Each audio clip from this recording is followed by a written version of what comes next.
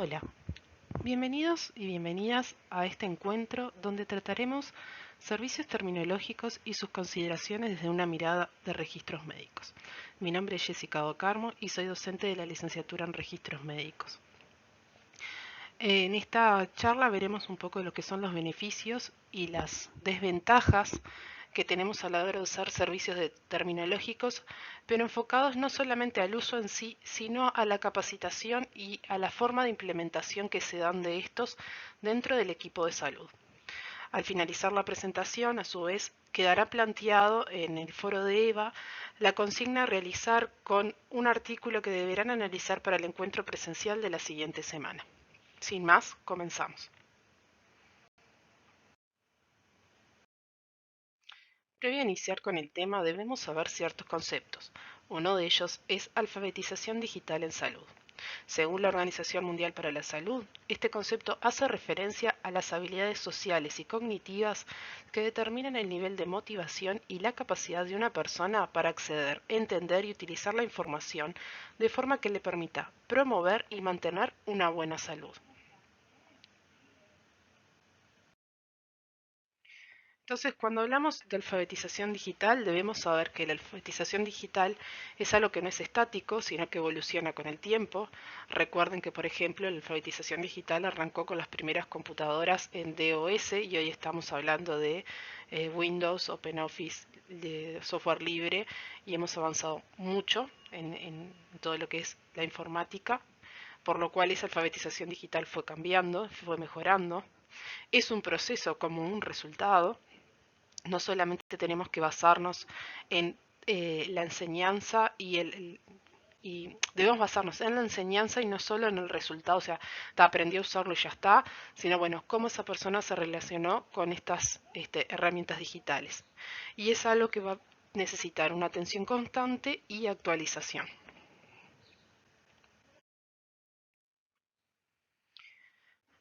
Es una estrategia a su vez sobre lo que es la e-salud, que está planteado como una formación en TICS, como un elemento clave para la calidad asistencial, para la promoción y prevención de enfermedades y la capacitación y el mejor acceso de la información de una manera equitativa. ¿Cuáles son los objetivos de esta estrategia? Bueno, promover la capacitación en materia de TICS, facilitar la información fidedigna y de calidad sobre educación en salud y prevención de enfermedades, facilitar la difusión, la comunicación y la socialización de información sobre salud pública. ¿Y dónde entramos nosotros, los profesionales, en esta alfabetización digital? Bueno, nuestro rol es fundamental para poder transmitir la información sanitaria al paciente, garantizando calidad, seguridad y responsabilidad en el uso de servicios y las prestaciones sanitarias. Nosotros somos la conexión entre los sistemas de salud y el paciente, ¿sí? Siempre tenemos que enlazarlos y ayudarlos a que esto llegue a buen puerto. ¿Sí? Después los pacientes van a poder utilizar, por ejemplo, los portales para obtener citas, para consultar sus exámenes de sangre, para, bueno, muchas de las prestaciones que hoy en día nosotros utilizamos mismos como pacientes, pero hay que tener siempre presente que quienes registran esa información es el equipo de salud. ¿Cuáles son las ventajas de estar alfabetizado digitalmente? Bueno, el acceso rápido, universal e inmediato a la información y el conocimiento, ¿sí? Poder buscar papers, poder acceder a historias clínicas, poder acceder a los antecedentes del paciente, el fomento del contacto entre profesionales, cada uno registra, pero al mismo tiempo yo puedo acceder al registro de otro profesional, las interconsultas, no tengo que esperar a que el paciente vaya y venga con el formulario de referencia, es inmediato, puedo mandar un mail, puedo tener un contacto, ponerle notas al otro profesional dentro de la historia y necesito saber usarla para ello. Bueno, la mayor rapidez en la actualización de la información, la mejora en la difusión del conocimiento científico y el impacto directo en la práctica clínica y la calidad asistencial, ¿no? Lo que hablábamos de, bueno, si yo sé usar estas herramientas digitales, me puedo abrir un mundo enorme de información al cual acceder y para el cual yo puedo atender mejor a ese paciente. Entonces, como les decía previamente, al desarrollarse profesionales, el objetivo fundamental debe ser educarse para educar, ¿sí? Yo sé utilizar mis herramientas digitales en un mundo que está totalmente digitalizado y al mismo tiempo transmito ese conocimiento a mis pacientes, a mis colegas, y bueno, a mi familia en sí también, ¿no? Y a mayor alfabetización digital dentro de los profesionales, menor es la brecha comunicacional. Porque, claro, si todos hablamos en un mismo lenguaje técnico, mismo HCA, CDA, SNOMED, todos sabemos lo que significa, para qué, el porqué de todos estos sistemas, es mucho más fácil poder lograr decir, bueno, yo registro esta enfermedad de esta manera y sé que fulano de tal también la va a registrar igual porque conoce el porqué de lo que yo estoy intentando registrar. Y bueno, acá tenemos que hacer como un paréntesis para hablar un poco de qué pasa cuando esa alfabetización digital no llega a buen puerto y se forma lo que es las brechas digitales, ¿sí? Brecha digital no solamente como el concepto el primer concepto de brecha digital, donde era aquella persona que no podía acceder a las tecnologías y quedaba por fuera de este mundo, sino como brecha digital de aquel que puede acceder, pero que no sabe usarlas y que no tiene no solamente que no sabe usarlas porque no sabe usar, yo qué sé, teclear o ingresar al sistema, sino que no entiende el porqué de ese sistema como brecha digital, ¿sí? Y acá, bueno, hablamos de lo que es Adriana Casamayú. Ella hizo una investigación, en realidad es con padres de XO, pero que es totalmente trasladable a lo que son los profesionales de la salud. Y ella marca 4 formas de estar afuera de las tecnologías y los clasifica, ¿no? Uno de ellos son los aspirantes tecnológicos, que era la categoría que agrupaba casi la mitad de la muestra. Son los que quieren aprender, ¿sí? Sobre las TICs, tienen cursos breves, las ven como algo favorable, pero manejan que, bueno, en este caso era gente mayores de 40 años, con la secundaria incompleta, y que, bueno, que el aspecto económico sería el mayor problema para encontrarse dentro de este mundo de las TICs. Después tenía a los inseguros tecnológicos, que son los que valoran positivamente a las TICs, pero que no confían en su propia capacidad para aprenderlas. Esto no es para mí, voy a meter la pata, voy a armar relajo, no lo quiero usar, mejor hacelo vos. ¿Tá? Todas esas frases que van a salir. Y bueno, es referido al uso, ¿no? No están familiarizados. En su muestra la mayoría eran mujeres que se encontraban dentro de esta categoría, pero que son frases, las que les acabo de mencionar, que les van a salir en el diario, más que nada cuando hacen la implementación de sistemas de información, ¿sí? Después tenía los automarginados, ¿sí? Eh, que ahí tenías mujeres de alto nivel, ella tenía en su muestra mujeres de alto nivel educativo, mejor posición económica con respecto a los otros grupos. En este caso, bueno, acompañaban el proceso de sus hijos, pero que no lo veían como algo propio, ¿sí? Eh, ven la tecnología como una amenaza más que como una oportunidad, ¿sí?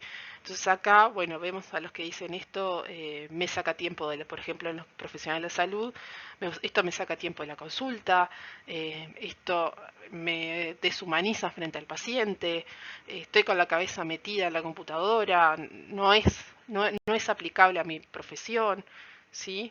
Todo ese tipo de frases que pueden llegar a salir dentro de una conversación. Y bueno, y los excluidos totalmente, que no les interesa aprender, son gente que no van a aprender. En los anteriores pueden llegar a darse como un intercambio, porque bueno, es parte del trabajo. En el caso de los excluidos, ellos no lo quieren. Bueno, acá justo los que ella marcaba eran hombres que solo usan el celular, que no completaron la primaria, que ven las tecnologías como una amenaza para su vida privada y la formación de sus hijos, porque bueno, obviamente que las tecnologías de la información y la comunicación abren un mundo, el Internet abre un mundo que hay que tener controlado. Y mismo les va a pasar de profesionales en general, los mayores de 60, que todavía están en la vuelta y que no quieren saber nada con lo que son los sistemas de información en salud. Ojo, no todos, son algunos, también hay gente joven que tampoco lo quiere usar, pero son los menos, que siempre les van a decir que eso es un error y que no tienes las seguridades necesarias para poder implementarse, ¿sí? Que los datos andan viajando por ahí. Esa es la frase que más he escuchado. Y bueno, las dos últimas categorías, que son los automarginados y los excluidos, se interpreta como que, bueno, las expectativas y las predisposiciones no les permite ver el valor que tienen esas nuevas tecnologías, ¿no? ¿Qué es lo que me aporta a mí como profesional estas herramientas, esta historia clínica electrónica, este servidor de terminología? ¿Por qué lo tengo que usar? No me aporta nada, no lo voy a utilizar nunca, no lo entiendo, no le veo el valor. Sin embargo, los aspiracionales y los inseguros que valoran las TICs como algo positivo, les dan una oportunidad, ¿sí? Muchas veces no hay las condiciones de base, ¿no? Porque, bueno, te dicen yo uso solamente la computadora para mandar un mail o solamente usaba la computadora para estar en las redes sociales y bueno, entonces ahora hay que explicarles y empezar con el trabajo fino del por qué y para qué y cuál es el beneficio que yo voy a obtener si logro usar estos sistemas.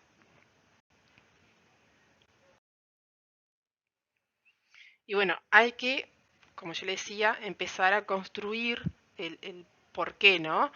Este, o sea, darle esa como dimensión, ese significado de decir, bueno, vas a usar esto porque nosotros lo necesitamos para tal cosa, tal otra, tal otra. Y hay ciertas dimensiones de esa construcción, de ese significado que la persona tiene que entender, que son las que vamos a ver a continuación. Que por ejemplo es la cognitiva, en la que son conscientes en que las TICs están presentes en todos los ámbitos, ¿sí? Pero que no comprenden para qué realmente, ¿sí? Son conscientes de que pueden servir, pero bueno, que para conseguir trabajo, para hacer el trabajo, pero en sí no entienden bien por dónde va la mano, por decirlo de alguna manera, ¿no? Y que bueno, que ven como que las tecnologías y los sistemas de información es el Internet, y que por ahí queda, ¿no? Yo uso de historia clínica electrónica, uso de seguridad de terminología para que los datos vayan. ¿A dónde? No saben, pero bueno, van. Y bueno, después tenemos la dimensión afectiva, ¿no? Que son, por ejemplo, en los aspiracionales hay un optimismo y una autoconfianza. Sí, yo puedo, quiero, me gusta, qué bueno que está esto. Mirá, pueden llegar a pensar en alguna de las opciones de para qué le pueden servir a ellos.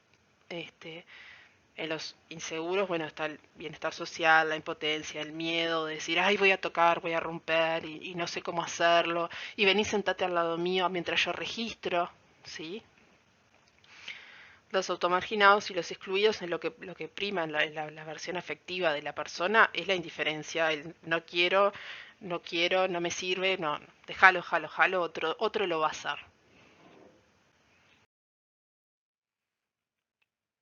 Acá después tenemos, bueno, lo que ella planteaba, una dimensión axiológica, ¿no?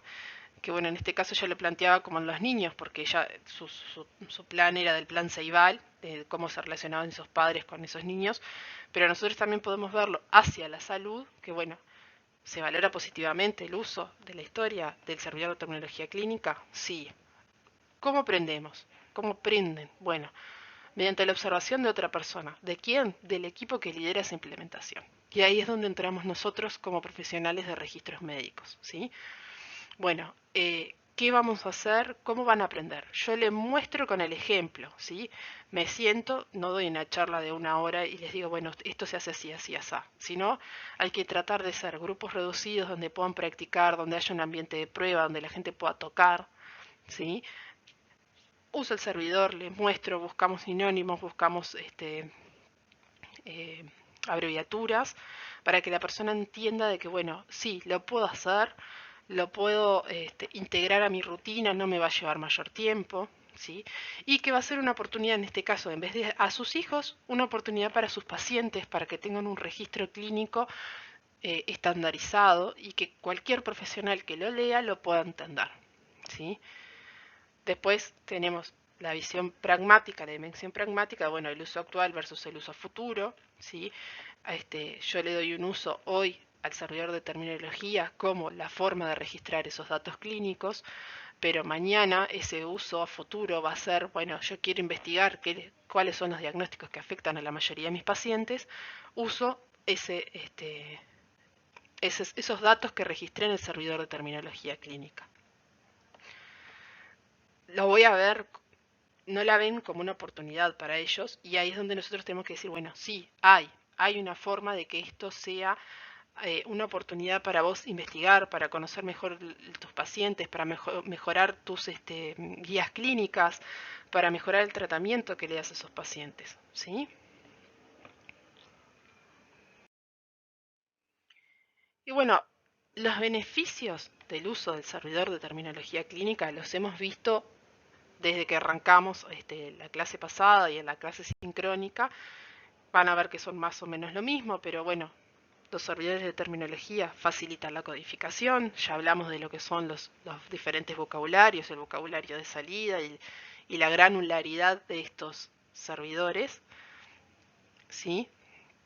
Después tenemos la información de la población que siempre va a estar disponible de una forma estandarizada, que podemos agruparlos según los diagnósticos, según lo que tengan, que son los diagnósticos y los tratamientos están basados en evidencia, porque como yo puedo obtener información de esas personas, de esos diagnósticos, de todo lo que yo ingresé en esa historia clínica a través del servidor y los puedo agrupar, puedo trabajar basado en evidencia, ¿sí?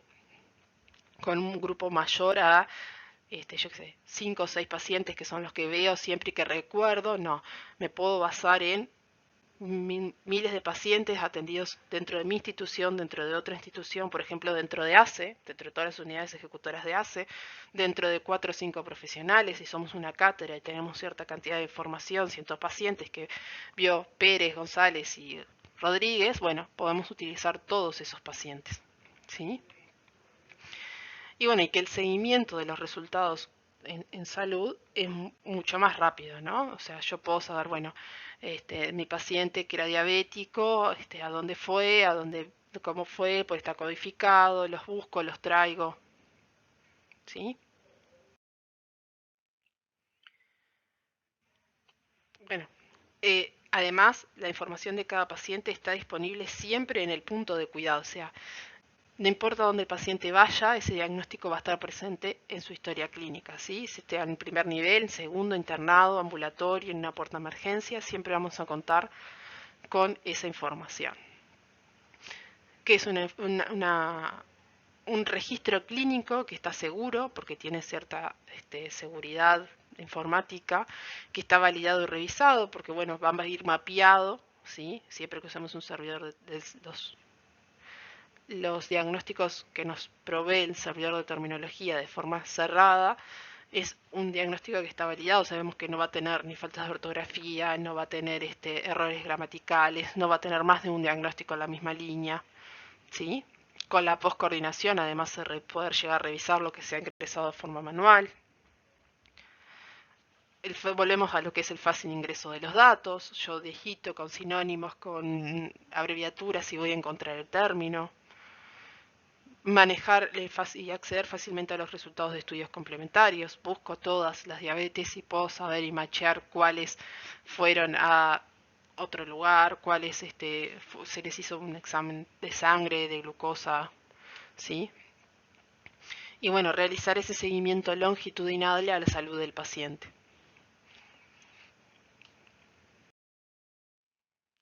Y si lo vemos desde el lado del paciente, estos beneficios, sabemos que la información siempre va a estar actualizada y disponible, porque cada vez que venga la consulta nosotros vamos a ingresar el diagnóstico que atañe a esa consulta, o si se modificó, por ejemplo, problemas de salud que puedan ser no, solucionables, por ejemplo, una infección respiratoria, bueno, en el momento que fue un diagnóstico definitivo y que fue un problema activo, por ejemplo, a los 10-15 días ese problema ya puede estar solucionado por el tratamiento con antibióticos o mismo por el curso de la enfermedad, y ese diagnóstico se puede dar de baja como problema activo, queda como problema resuelto, entonces va a estar actualizado. El cuidado es más seguro porque los profesionales tienen la información completa, la historia clínica en papel muchas veces estaba fragmentada en diferentes servicios, no había un diagnóstico clínico claro, con el uso de servidores de terminología hay un diagnóstico clínico claro, ¿sí? Porque el profesional tiene la obligación de registrar algo, es un campo obligatorio. Si hablamos además de los portales de información y usamos lo que es la inteligencia artificial, los pacientes pueden acceder a contenidos relacionados a su patología. Si nosotros, por ejemplo, tenemos dentro de nuestra historia, a través del servidor de terminología, agregado que somos diabéticos o hipertensos, el portal de información de nuestra institución nos puede llegar a dirigir ese contenido, ¿no? Por ejemplo, recetas para diabéticos, formas de controlar la hipertensión arterial, ejercicios, lo que a ustedes se les pueda ocurrir, como lo que es la publicidad dirigida. Bueno, lo mismo podemos hacer con la información en salud dirigida a través de levantar esos datos que registramos del servidor de terminología. ¿Sí? Ni hablar de la seguridad y la confidencialidad a través del uso del servidor.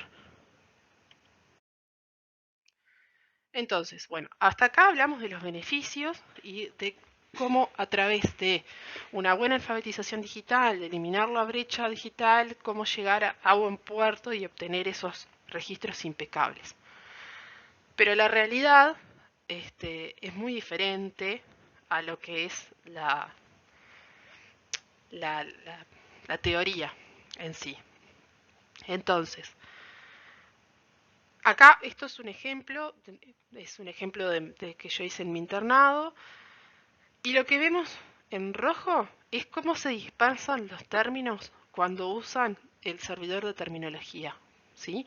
Ustedes ven que podemos ver grandes grupos de diagnósticos que afectan a nuestra población y después se van, obviamente, granularizando más, pero aún así podemos detectar varios, ¿sí? Que prevalecen en nuestra población que asistimos. Ahora, si lo comparamos con el azul, que son los términos ingresados de forma manuales, son tantos los términos que podemos detectar una mínima parte, ¿tá? Y cosas que en realidad no son diagnósticos. ¿Sí? Que era lo que hablábamos en la clase del taller de servidores de terminología, es, bueno, repetición de medicación. ¿Es un problema, es un diagnóstico del paciente? No, no lo es. F19 es un código de CIE-10, ¿sí? Ni siquiera es un problema, estamos cruzando vocabularios, tenemos siglas, por ejemplo, ACO, que no sabemos a qué se refieren. ¿Por qué? Porque está el doble sentido de esa sigla, que puede ser anticoagulantes orales o anticonceptivos orales, ¿sí? Que es ahí donde vemos cómo se va perdiendo el sentido de lo que vamos registrando dentro de esa historia y dentro de esos términos manuales. Y acá están las desventajas de usarlo, ¿sí? En un sistema donde no se capacitó al personal de una forma adecuada, donde no hubo ese trabajo de hormiga como que tenemos que hacer para que el profesional entienda el por qué y para qué de este uso, de este servidor, ¿sí? Terminamos obteniendo como desventajas información que no nos sirve para gestionar, porque no podemos basar la evidencia en que la mayor parte de nuestra población viene a repetir medicación, y sí, si es población enferma va a repetir medicación, pero control. ¿Control de qué? Control de una patología, control de salud, un paciente sano, control de un niño, ¿sí?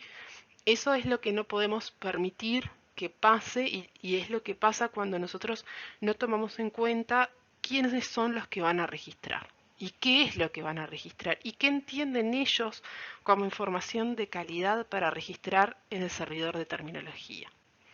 Y ahí es cuando empezamos con las desventajas, que empezamos con los términos basura, que se le dicen, porque son términos que no aportan información, cuando el personal se empieza a desmotivar del uso, porque cuando vos le querés mostrar los datos no sirven, porque no tienen un valor asociado. Cuando si la gente te dice, ah, sí, vino por el PAP, pero vino por el PAP porque era un control de salud en ginecología, vino solamente por la indicación, vino a mostrarme el PAP que venía alterado, ¿sí? Esa es la desventaja del uso de servidor de terminología. La desventaja es la información de poco valor que registro porque no entiendo el por qué lo estoy registrando, ni cómo lo tengo que registrar, ni para qué lo tengo que registrar. ¿Sí? Las desventajas del servidor de terminología son eh, la poca capacitación. ¿Sí? O sea, nosotros toda la ventaja que vamos a tener desde el uso del servidor se basa en eso, en que no podemos reutilizar esa información porque está mal registrada. Siempre vamos a tener un porcentaje de información que, bueno, la tenemos que descartar, pero en este caso es muy grande.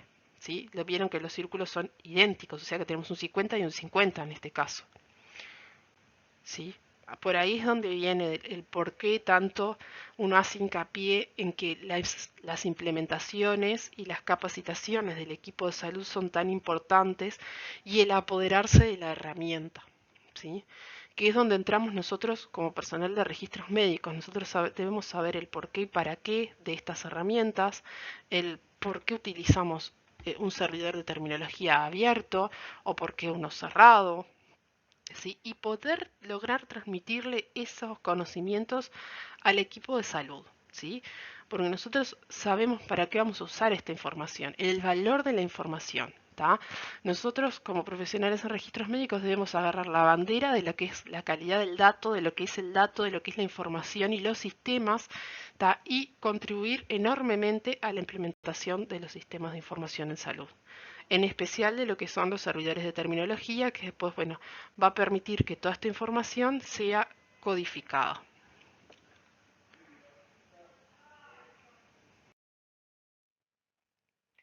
Y bueno, es por eso que yo les sigo insistiendo siempre en la gráfica de Middleton y Renner, donde hablamos del vocabulario de interfase. Esa utilidad, ese texto sin estructurar que abre un abanico de opciones que en el texto libre, ¿no? Que es imposible de sistematizar, o sea, todo lo que está en azul, que no podíamos ni ver esos puntitos a qué se referían, a qué hacían referencia, y la diferencia entre un vocabulario de interfaz en el rojo, donde nosotros podemos ver gran parte de los diagnósticos, porque bueno, podemos agruparlos, podemos sistematizarlos, ¿sí? Y es ahí, en ese balance entre la utilidad y la facilidad, donde tenemos que ubicar a nuestros usuarios, ¿no? Entre lo que es el texto libre y el texto estructurado, en la mitad, ¿sí? Que está el vocabulario de interfase, es donde nosotros tenemos que llevar a nuestros profesionales en salud que van a hacer el registro en la historia clínica electrónica.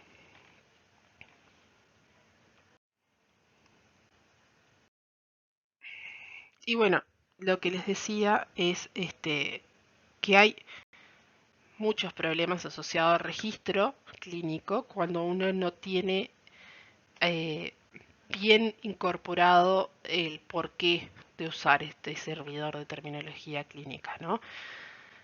Porque acompañan, estos cambios se asocian a la dificultad de acompañar también los cambios en la forma de hacer medicina, ¿no? De, bueno, de basar no solamente el diagnóstico clínico de una consulta anterior en el papel, que de repente era, repito, medicación, y el registro era una línea y no registramos más. Hoy las historias nos llevan a que uno se tome más tiempo a hacer ese registro y dejar constancia de lo que se hizo y por qué se hizo y para qué se hizo. Entonces, bueno, vamos a tener ese quiebre en donde, bueno, hay que modificar la forma en que atendemos al paciente, de que nos va a llevar de repente 2 o 3 minutos más, que sí vamos a seguir teniendo nuestro contacto, que podemos mirar al paciente a los ojos, no tenemos por qué estar mirando al monitor, pero sí necesitamos hacer ese registro porque es importante también, ¿no? Entender la validez y la importancia y cómo llevamos después a cabo todos nuestros este, todas nuestras investigaciones en base a lo que registramos. Que obviamente el factor humano va a ser la mayor parte de quienes generan estos términos manuales, ¿no? O sea, si yo no lo siento como algo necesario, ¿tá? No lo voy a usar de forma correcta y me va a pasar de que voy a generar esos, en un servidor de terminología abierto, voy a generar todos esos términos libres, esos términos manuales, que bueno, que después no los voy a poder sistematizar. Y que si yo utilizo la motivación de los profesionales, a través de la teoría del Edwin, donde yo planteo metas, bueno, hoy, por ejemplo, llegamos al uso del registro del 90% de los servidores, de los diagnósticos a través de servidor de terminología clínica, no usamos términos manuales, hemos logrado metas, hemos logrado hitos, lo felicitamos, siempre desde un lado positivo, ¿no? No vamos a ir hacia el lado de castigar, porque después también pueden hacer que registren cosas que no son válidas, también como por ejemplo accidente en aeronave autopiloteada, que no nos va a registrar nada, no nos va a devolver tampoco información de calidad simplemente por el uso, sino que también, o sea, no es solamente usarlo, sino la calidad de lo que yo uso dentro de ese servidor. Y bueno, que los términos ingresados de forma manual, como los vimos en el globito azul, pueden ser tantos como el lenguaje lo permita, ¿sí? Entonces, el lenguaje es un generador también de términos y podemos afirmar que hay una alteración, ¿sí? En los sistemas de terminología si seguimos deformando el lenguaje, que es otra de las desventajas que podemos llegar a tener en el uso de servidor, ¿sí? Si yo cada vez abrevio más y, por ejemplo, pongo que con la Q y el sistema no lo detecta, también me va a generar términos manuales y también me va a generar esa información que no me sirve, ¿sí? Y lo que siempre tenemos que tener presente es que no hay servidor de terminología que funcione si el profesional no lo acepta, ¿sí? Y que tampoco vamos a tener datos si el profesional no entiende el por qué y el para qué. Por eso ni el sistema sin el profesional, porque no puedo tener un servidor de terminología, no me sirve nada tener un servidor de terminología excelente si no tengo el profesional. Y el profesional sin el sistema también me va a dejar sin datos.